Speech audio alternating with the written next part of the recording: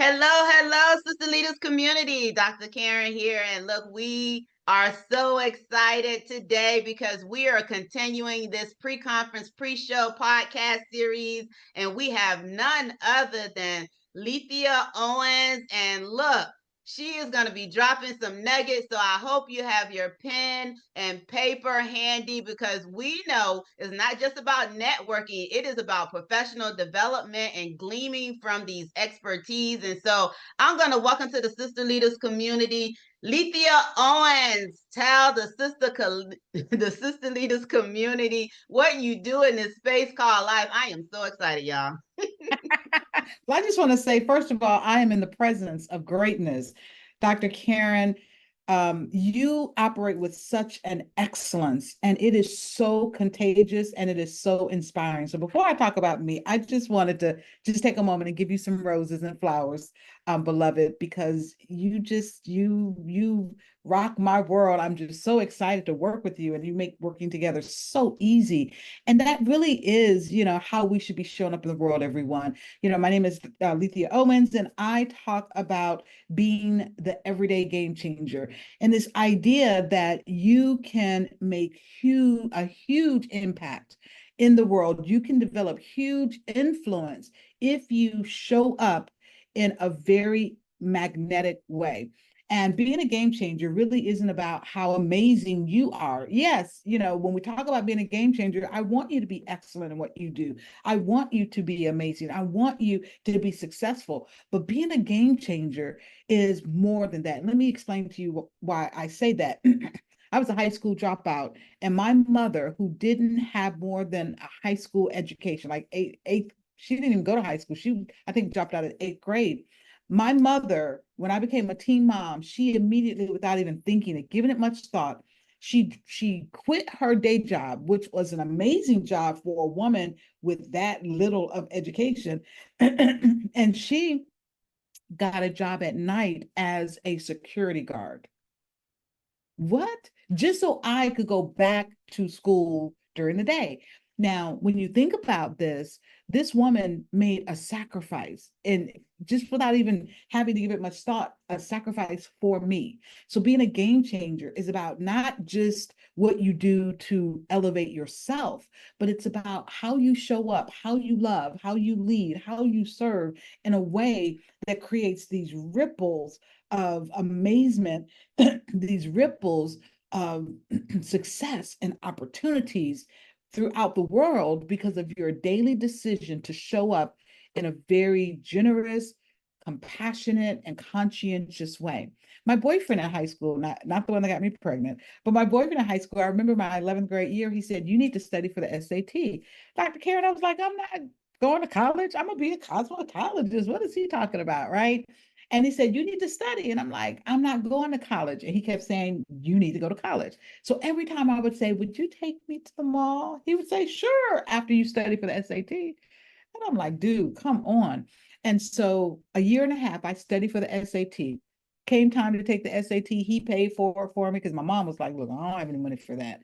And so I took the test, forgot about it, and then 6 weeks or so later, I get pulled out of class. I had never been to the principal's office, but I'm trying to figure out what am I in trouble for? I get to the principal's office, and there is a gentleman in the office, Dr. Karen, and he's like, "Hey, Lethia, my name is Mr. Sibley. I'm from Albany State University. I have a near perfect SAT score, but no college application. I'm confused. What gives?" And I'm like, "Whoo, I'm not in trouble." And I looked at him and said, "Oh, there's no problem. I'm not going to college." And he said, "What?" He said, "What if we give you a full ride?" And I said, "Sir, look, I don't know you. I just met you. I'm not getting in a car riding with you anywhere." He said, "That's not what a full ride means." He says, "You go to college, we pay for it." And I was like, "Look, I can do that. Sign me up. Where do I sign on the dotted line?" So I tell people, I said, "Look, I'm no dumb chick. I married that handsome hunk of chocolate, and we've been married for over 32 years, Dr. Karen. But this whole idea of being a game changer, Andre did that for me." He showed up as a like he changed my life. And now people, when I speak from Dallas to Dubai, all over the world, people get to experience the transformation of the gift that I have inside of me because Flora Mae Carruthers And Andre Owens decided to be a game changer for someone else. So that's what my work is all about. I do leadership development, leadership speaking. I travel all over the world helping people. We have a Game Changers Mastermind retreat in Dubai that I do every year in January the 4th through 11th in 2025. We're going to be going back again, taking people who want to just quantum leap their life and their business. And I am blessed because I get to do this work. I love that. And you said a mouthful, and I think we understand a little bit about what you mean by game changers. Most leaders are also students. And so let's talk about those leaders that you have studied and want to kind of inquire, did you find any commonalities between any common traits or maybe mindset of those particular leaders? And are those traits essential to becoming what you've identified and defined as a game changer? Absolutely. One of the things I learned early on in my career, even when I didn't understand who these people were, but I realized that neuroplasticity is an important it's something that's really important for us to develop because it is a mindset that says where I am, what I'm experiencing, what I'm going through, I can be more than this. I can experience more than this. I don't have to accept and be relegated to this station in life. I can grow beyond where I am. And when I didn't have the language for it, I just had this belief somehow in me that I could be more than just a teen mom. And so I started doing things to help me be better. When I decided to leave my very comfortable leadership position in the IT department of State Farm to become a professional keynote speaker, I just knew that I could become the best leadership branding and personal branding expert on the planet. I bought every book that had ever been published that had the phrase personal branding in it. So when you believe that you can grow, neuroplasticity is this idea that you can grow beyond, that you can create new neural pathways. And when you believe that you can grow beyond where you are, the sky is the limit. There are no opportunities that you can't create. You become magnetic, and so other things, opportunities, resources, and people become magnetically attracted to you. So there are people in this world. You have some people who are like, oh, nothing ever good happens for me. Oh, I never win. They put that out in the universe. I can't understand it.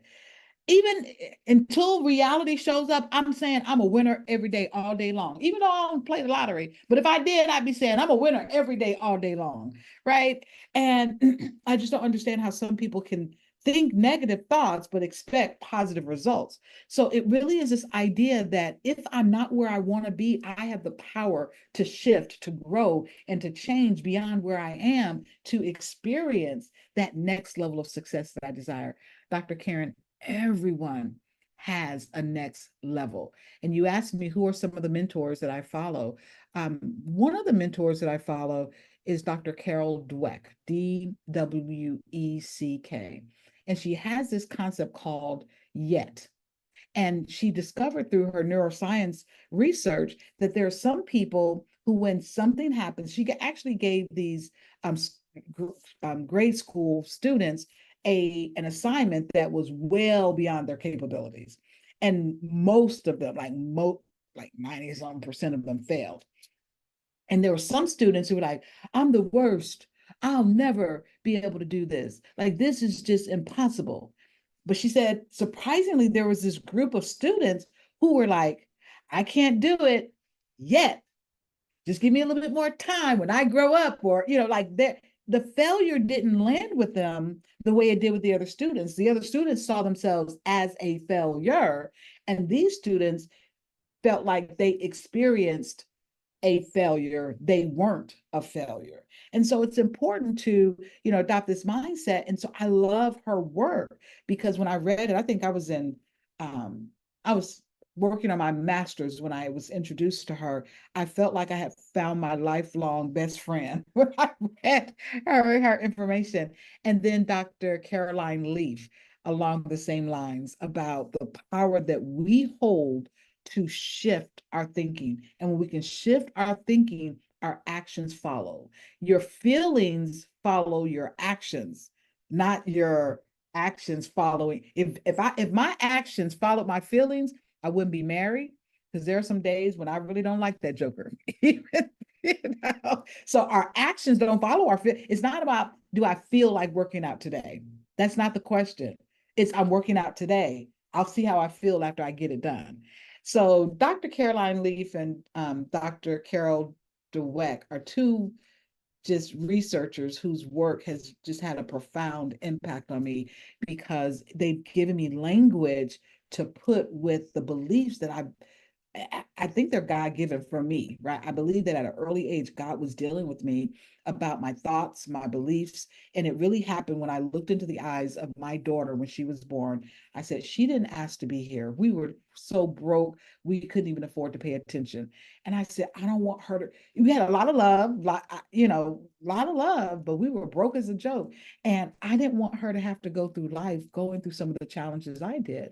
And I tell her every day, you saved my life. I mean, I tell her every time I get a chance to, not every day, but every time I think about it, I tell her, Latasha, you saved my life because you gave me something to live for. And when I started to think about how to make life better for her, I realized I don't have to just stay in this community. I don't have to live in poverty. I can do better. And when I realized I could do better, I got busy about being better. Love that. The power of determination and mindset. I also know that, just from my personal experience, when you think positively, you interpret things in a positive way. I am. I remember an instance where I had made a phone call. I was trying to get some money that I had locked away for a very specific period of time. In other words, you're not supposed to be able to get this money for a year, but I needed it. I think we were at the 9-month mark, and it's like, look, I need my money. And so someone had told me, well, call the number, because sometimes if you get the right person, they will tell you how you can get it, even though it hasn't been a year. So the first time I called, the lady just read black and white, read the rules to me. No, it's locked away for a year. You don't have access to it until after a year. And then when I hung the phone up from that call, because I knew that there was a way that it had been done in the past where someone had gotten, I picked the phone back up, because my mindset was that you broke the rule once, someone will break it twice. I picked the phone right back up after that call, got a different agent, said the exact same thing, and voila, she told me how I can get my money. Oh, I just jumped on mute. I'm sorry. I paid a penalty for it, but voila, I was able to get my money. And I attribute that to the mindset that I had at that particular time, that the rule can be broken. Had I just felt like if my mindset was that 1 year, you're not there, 9 months, I would have shut it down. I would not have picked the phone up again. I would not have had the mindset that if I could just get the right agent, then they will tell me what that exception is.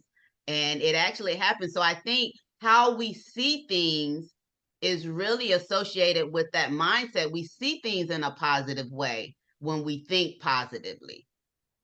So I love that. totally, I love that. I totally love. get that.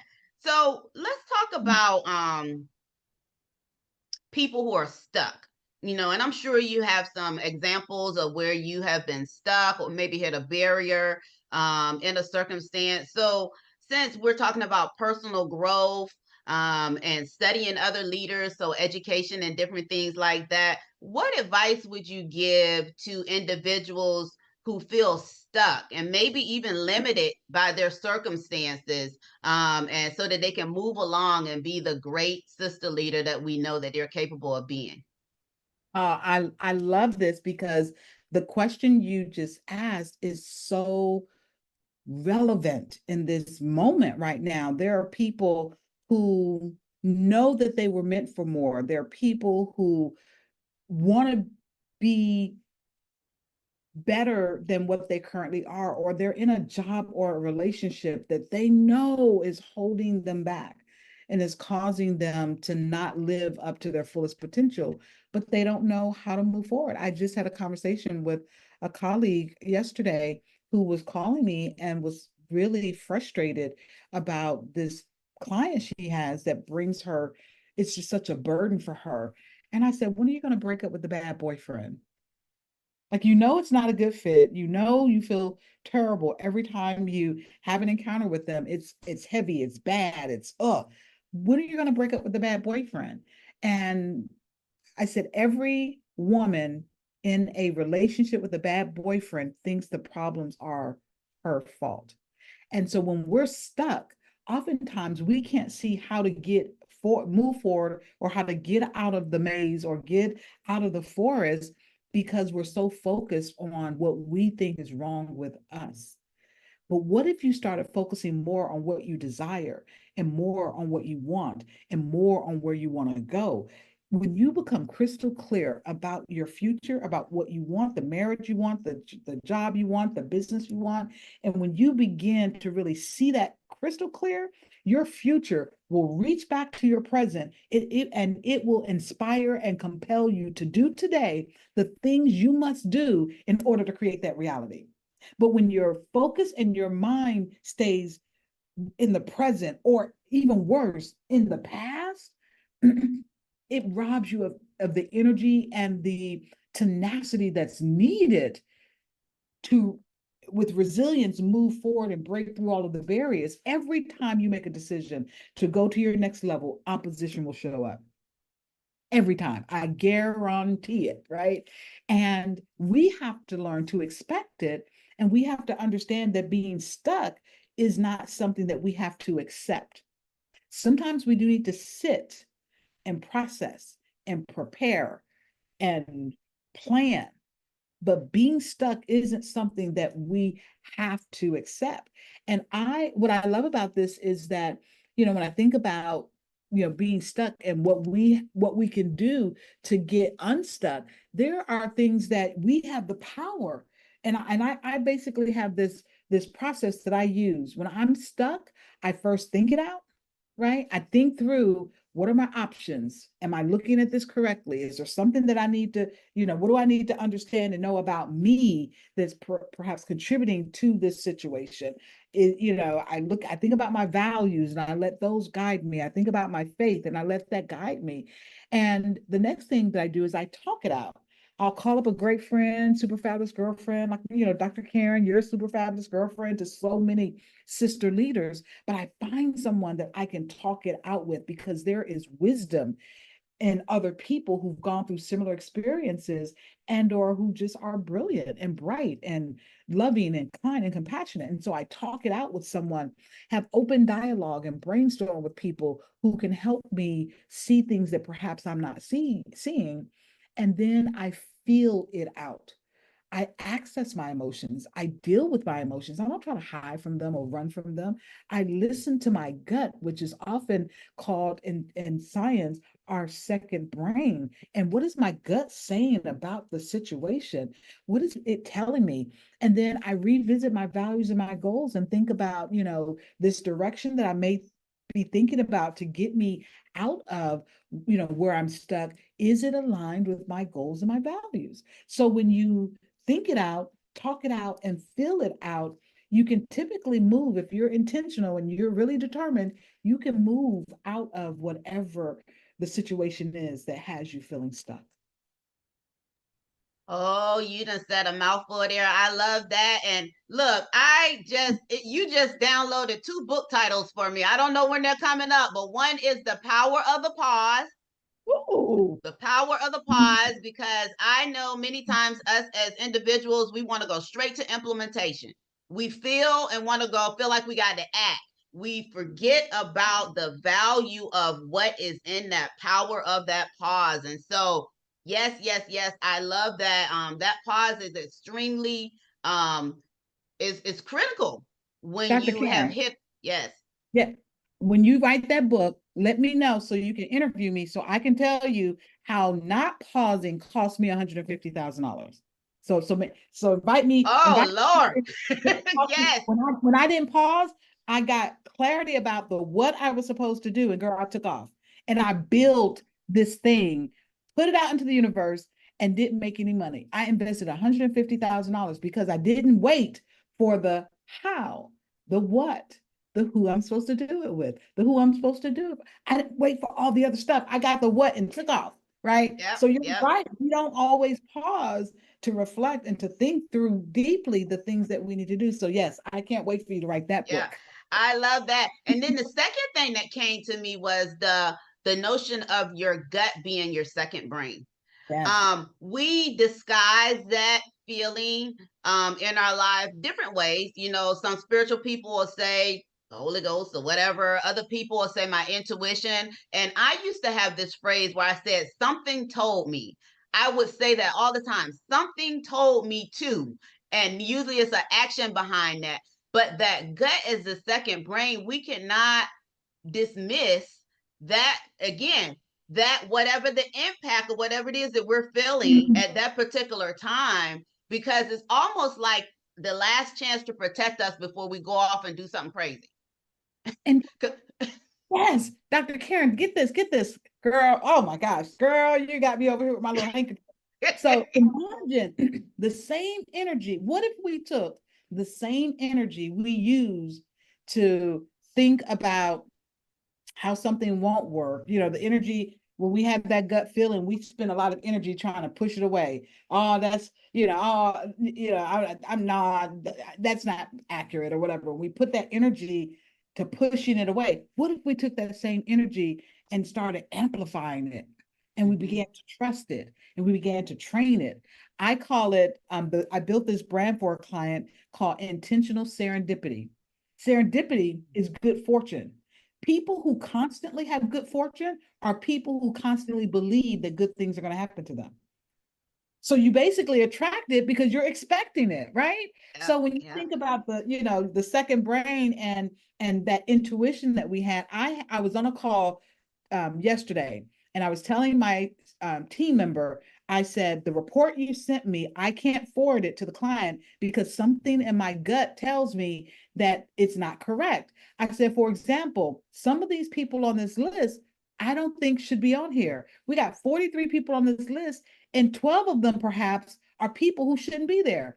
Do you know when I ran the report, pulled the second list, cross-referenced it? Do you know how many people are on that list who shouldn't be on that list? Don't say 12. 12. Oh my goodness. Oh my I said, goodness. I better learn to trust my gut. Like Yes, I gotta learn to trust my gut. yes, I yes, was yes. blown away.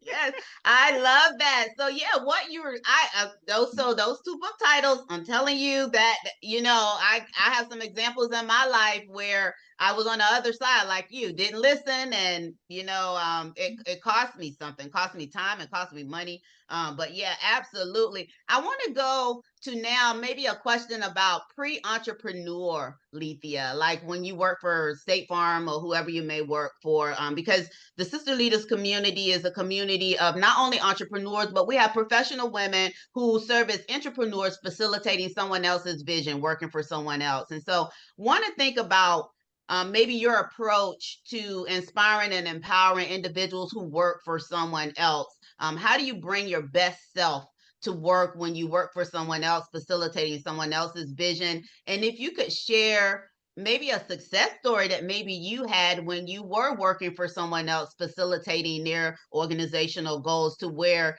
your approach led to a significant change. Absolutely. First of all, I will just say, most of my work, I speak in the corporate sector. So my work is really about helping leaders create an organization of game changers. And the entrepreneurial Lethia was a girl I was kicking butt and taking names. Like I was getting 14% pay raises when the average was 4%. And people, I mean, I didn't go around telling everybody this at the time, now, and I only share when I'm trying to make an example, but people knew I was advancing quickly. They didn't know what the numbers were, but they knew I was advancing quickly. And I was even in a program, I was hand selected for a program at State Farm for their high posts, high potentials. And basically it was called a fast path to senior management. And it was a program that couldn't really say it. They really, it was kind of like this incognito kind of a situation. But how did I have that kind of success? Like what was it about how I showed up every day that caused me to create to basically find and attract these opportunities? It's exactly what we were talking about earlier. The secret is how much energy comes out from you, or how much energy do you put out in the world that's negative, pessimistic, right? Energetically, you're vibrating at a low level because you feel stuck. You believe everybody is holding you down. You don't believe you can get out of that situation. Or when bad things happen or things don't go your way, you look at them as lessons. Ooh, what can I learn from this? I'm gonna get better and better. My grandson used to say, "Grandma, I'm gonna get more better and more better." Right. So we just have in our family. I teach my family this culture. We have this culture of always being better, because I say everyone has a next level. I don't care what level of success you're at right now, you have a next level. And once you celebrate, start working towards that next level. And so, one of the things that, and this is something that your listeners can tangibly do that's going to make a huge difference in their professional life. One of the things I say is that we must learn how to toot our own horn and articulate the value of the contributions we make. And I know I'm preaching to the choir. I know I'm all in your lane right now, but we must learn to articulate the value that we bring to the table. And unfortunately, so many people don't know how to articulate the value that they are contributing and what they're adding to the organization without sounding arrogant. So because they don't want to sound arrogant, they just don't do it. They're waiting on somebody else to talk about them. They're waiting on their boss to sing their praises. I'm like, you got to get comfortable talking about the value of what you're doing, what that value is, because sometimes your boss may not be the one advocating for you. I've had other people tell my boss, "Hey, I found this, and this looks like a great opportunity for Lethia. Have you talked to her?" And sometimes when I've had bosses who flew to work on a broom every day, they were not my allies and advocates, right? And they were being challenged by their peers because their peers knew who I was and what I could do and what I was bringing, because I made sure that it wasn't just my supervisor who knew what I could do. I made sure that other people at higher levels. And how do you do that? Like, do you just walk into this VP's office and knock on the door and say, "Hey, my name is Lethia Owens. I just want to tell you what I'm doing for the company"? Hey, no. You find opportunities like volunteering on the United Way committee. You find opportunities like when you go to a conference, you volunteer to create lunch and learns and invite the whole, everybody in your department, or, even in other departments, to come and hear you share what you learned from this conference. You create opportunities to be seen and to be able to share without sounding arrogant. And as you document those contributions, I tell people, look at your job description and the competencies that you are being evaluated on. And when you do a monthly report, imagine that, just think about quitting your job today. I want you to quit your job mentally today. And I want you to hire yourself as the president and CEO of Me Incorporated. So State Farm is no longer your employer. They are your biggest and most important client. So you start dealing with them like they're your client, and you serve them like they're your client. And so when you work with them, when we, have people who are stakeholders, we basically, a company, what are they going to do with their stakeholders and their investors? They're going to send them an annual report. Well, let's break that down on a monthly basis and send a report to your supervisor every month that says, here are the things that I've contributed to help move the company forward, to move our team forward, our department forward. Here are the challenges I face and the things that I'm doing about it. Here's what I need from you to help me be even more successful and effective. You write that down every month, but when you write it, you use the language that they're going to be using at the end of your evaluation process. If there's a competency called developing others, don't just say, "I helped Gretchen learn how to use pivot tables in Excel." Say, an example of how I have developed others last month is that I taught Gretchen how to use pivot tables in Excel. So now when your supervisor reads it, they're hearing these competencies. It will jump off the page for them. The last supervisor I had at State Farm, when I got my performance evaluation, I could see where she just copied and pasted. Lethia Owens has copy paste. Lethia Owens has demonstrated copy paste, and she had all the examples from my words because when I gave it to her, I gave it to her in the language that she needed to put it in when she was going to be writing my performance evaluation. So it's really about your mindset. Do you have the mindset of a game changer? And there are 5 things in my body of work, Dr. Karen, that is really important for people to embody, whether it's a business or a profession, excuse me, that you are trying to excel at. Number one, you have to define your expertise. You have to be really clear about the expertise that you bring to the table. Secondly, you have to learn to communicate, to connect with people. It's not just about being eloquent with your words. When you communicate effectively, there is an energetic connection and transfer that you have to be mindful of. So it's not just about, did I say it right? It's, did I say it in a way that they could receive it so that they can then go and do something with it? Did I connect with them? Am I saying it in a way that will mobilize them, move them, inspire them to take action? Then it's about leading from where you are. I remember I went to work one day, and this is 11 months before I quit my job at State Farm. My new boss, who didn't like me, she flew to work on a broom every day. I told you sometimes you're going to find those kind of bosses, right? My new boss hated me because I challenged her. I would ask questions. And she did my performance evaluation. I got a 14% pay raise, exceeds expectation. She closed the folder and said, "But I'm disappointed in you." And I'm like, "What?" But Karen, I just got an exceeds expectation and a 14% pay raise that because my previous boss wrote it up. Let's be real, right? But she's like, "I'm disappointed in you." And she began to give me all of these reasons why she was disappointed.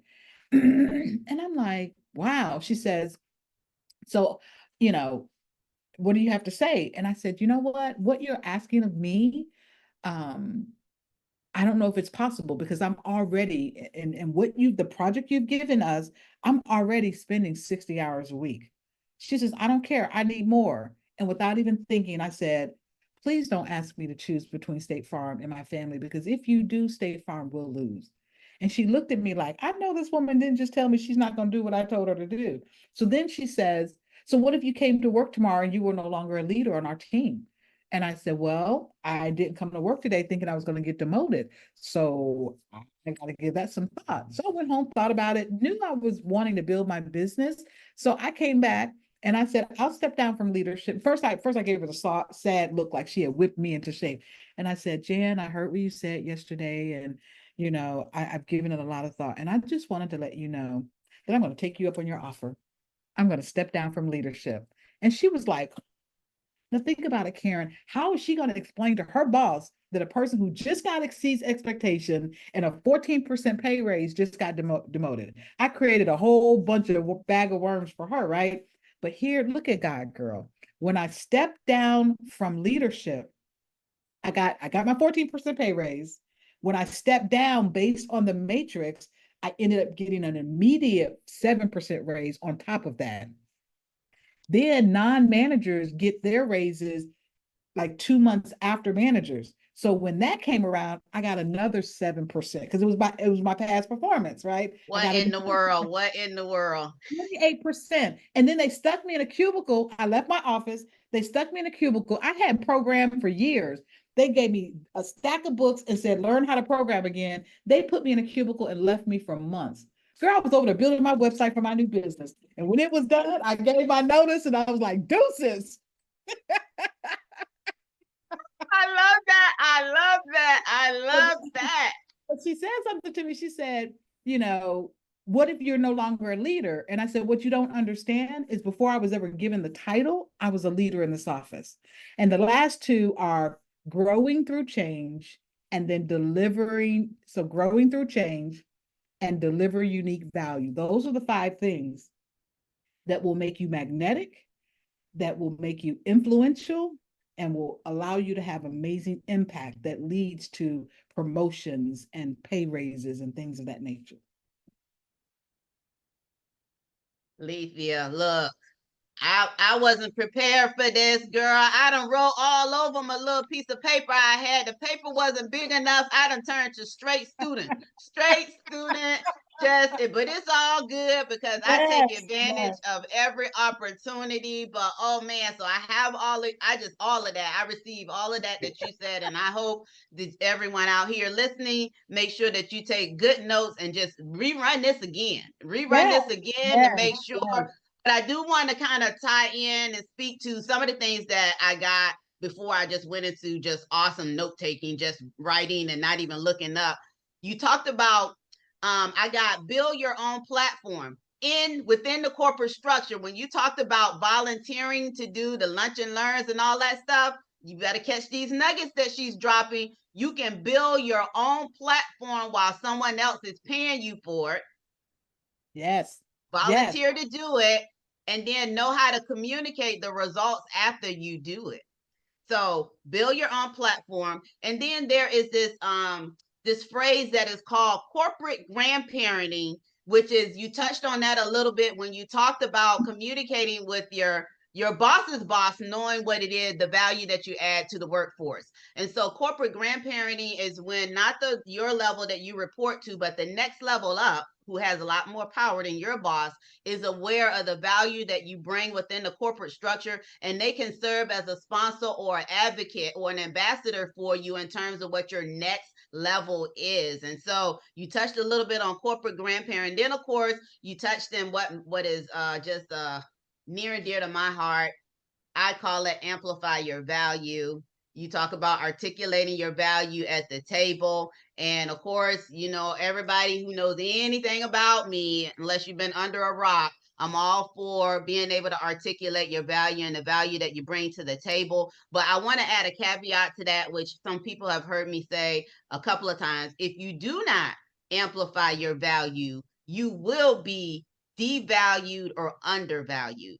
So just know that someone else will create what they feel that you offer to a community if you do not articulate it yourself. And it's never going to be on par with what it is that you bring. So don't risk being devalued or undervalued because you do not amplify your value at the table. And then this has happened to me a number of times, and you mentioned it happened to you. And I know some of you out here where someone takes your self evaluation, and because they can't add anything to it, because it ain't nothing but the truth, just copy and paste it because there's nothing to add here. There's nothing to add here, so I'm just going to copy and paste it. And we all know, the employer and the employee, we know it is what it is. And so I love, love, love that. This has been a wonderful discussion. I want to kind of close it out to go back to entrepreneurial and philanthropy and community engagement, because obviously those things are clearly important to you. And so, how has your background, we'll close it out with this one question. How has your background really influenced the way that you give back to any community, whatsoever? Absolutely. Well, I believe to whom much is given, much is required. Like, I believe that we're expected to do something with what we've been given, because that's what really being a game changer is all about. I'm not building this wealth. I'm not creating the success just for me. It's for my grandchildren's grandchildren. It's for other people to be able to benefit and to leverage. And so when you think about, this concept and this idea of giving back, one of the things I did is I created a program that lets me create the next generation of tech game changers. And I basically am partnering with Girls Inc. and organizations like that who already are serving young girls, and they're helping me identify young girls who are 11th graders that'll be going into their senior year, and in the summer in between those 2 years, I am training them on how to build apps, and I'm certifying them so that when they go to their 12th grade year, they will have an internship that they will work with us on. And at the end of the process, we give them a scholarship and then take them on an international kind of a service-based trip where they get to go now mentor young girls in another country who need encouragement, and who, because young girls' self-esteem, especially in the area of STEM, and within their high school years, their confidence and their interest just tanks. And I want to change that. And so my vision is I want them to be able to go to college and make $200 an hour on their terms, and not have to work at Chick-fil-A or Burger King or the Gap, but that they can create apps for clients, be able to get paid $200 an hour, and direct and control their life, their schedule, their success, but to win on their terms. But I'm really going back to that young Lethia Owens who wanted to be a cosmetologist, and I'm giving her more options. I am thinking about my passion for technology. I also own a digital marketing agency, so I'm a tech CEO as well. And I'm incorporating my passion and love for tech into how I give back. So giving back, we can give with our money, we can give with our time and talents, but we have this beautiful opportunity to take what we love, to take what we're passionate about, and to pay it forward in the world. So that's exactly what I'm doing. I love that. I love that. I love that. And I used to be a little scared of the word STEM. Used to be a little scared because, that was for the smart people. Hey, right.